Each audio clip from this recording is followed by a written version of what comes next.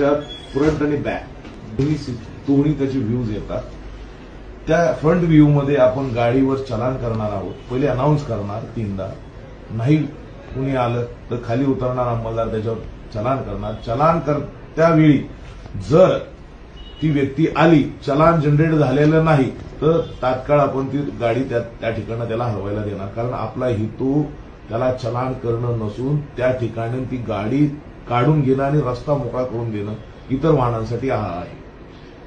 त्याच दरम्यान सेकंड याच्या तो जर त्या ठिकाणी आला, चलान जनरेट झालंय आणि तो आलाय, तर त्या ठिकाणी त्याला जे चलानचे पैसे असतील ते त्याने तात्काळ जागेवर ऑनलाईन पे करावेत, कॅश पे करावेत आणि आपण त्या ठिकाणी त्याची गाडी रिलीज करणार. किंवा त्यांनी त्याचं लायसन्स इम्पाऊंड करावं, लायसन्स द्यावं आणि सर मी माझी गाडी मला सोडा, आपण लायसन्स इम्पाऊंड करूनही गाडी सोडू देऊ.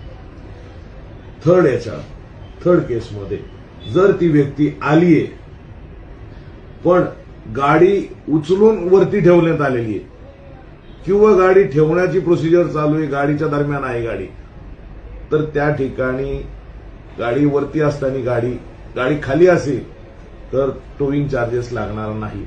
पण गाडी जर टोविंगच्या गाडीवर क्रेनवर ठेवण्यात आलेली असेल तर त्याला ₹200 टोविंग चार्ज द्यावा लागेल. जर ती 4 व्हीलर असेल